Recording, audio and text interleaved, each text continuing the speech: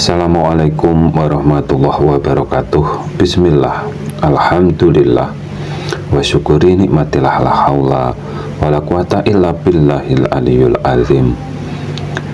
Suatu malam ada 4 dajjal yang tingginya kurang lebih 2 kali orang dewasa berperang dengan orang yang tingginya sejajar dengan dajjal.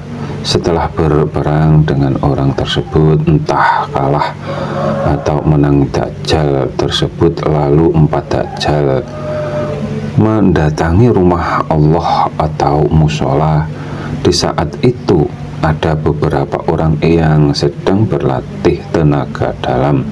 Setelah tahu kedatangan para dajjal yang berlatih tenaga dalam meninggalkan musola itu, para dajjal yang mempunyai kesaktian yang luar biasa bisa dapat masuk ke luar bumi tanpa meninggalkan bekas atau tanpa lubang, bahkan dapat masuk ke luar melewati pepohonan. Setelah sampai di musola tersebut, para dajjal ingin merobohkan musola yang tanpa atap, tanpa dinding, yang ada hanya beton kerangka saja. Akan tetapi 4 dajjal itu tidak dapat merobohkannya. Kalau dilihat kesaktiannya yang seperti itu, seharusnya dapat merobohkan rumah Allah atau musola tersebut. Akhirnya kami terbangun dari tidur, dan arti atau maknanya seperti apa bila kalian ahli tafsir, beri komentar yang bersifat membangun. Akan tetapi perlu digarisbawahi bahwa mimpi atau bisikan dari gaib itu sifatnya ada informasi yang baik dan buruk, atau juga bisa seperti bisikan itu datangnya dari malaikat atau juga dari iblis yang sifatnya membangun atau sebaliknya atau merusak.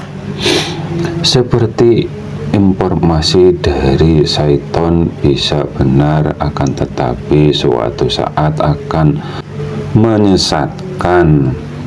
Di atas kami sebutkan musola atau rumahnya Allah yang seperti itu jangan dipahami mentah-mentah, karena zatnya Allah subhanahu wa ta'ala tidak membutuhkan makhluknya. Yang disebut rumahnya Allah dalam bahasa yang sesungguhnya tempat ibadah. Seperti yang diceritakan, dajjal tidak akan dapat masuk ke 2 tempat, bukan secara zahiriahnya, akan tetapi secara rohani, dan rohaninya mati atau tidak diilmui ke ma'rifat ke zatnya Allah subhanahu wa ta'ala.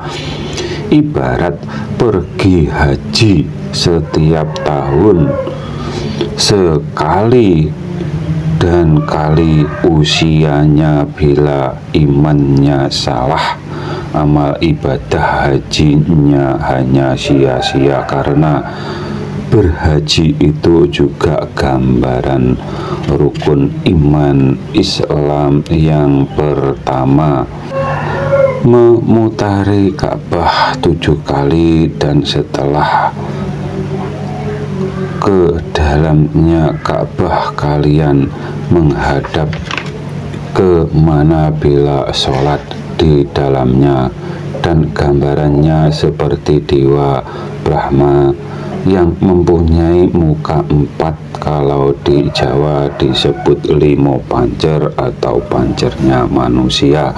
Kalau di umat Islam disebut ruh, dan ruh yang menghadap ke zatnya Allah subhanahu wa ta'ala, tidak ada lawan mungkur atau membelakangi zatnya Allah subhanahu wa ta'ala.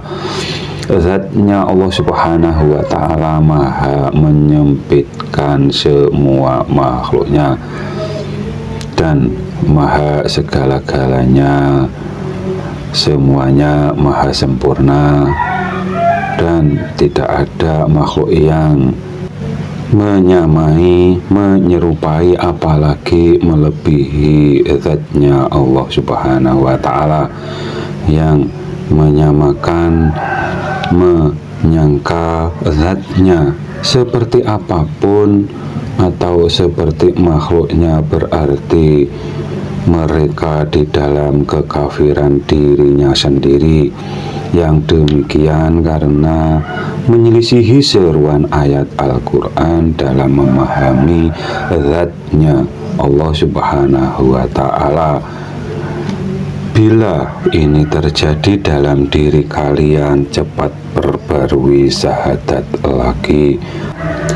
Intinya rukun Islam yang ke-1 sampai ke-5 itu berhubungan erat. Bila melaksanakan haji belum paham juga dengan yang disebut zatnya Allah Subhanahu wa Ta'ala, berarti kalian diwajibkan belajar lagi agar paham dengan yang kalian puja dalam sehari 5 kali. Apabila ada kata yang salah, kami mohon maaf. Akhiru salam, wassalamualaikum warahmatullahi wabarakatuh.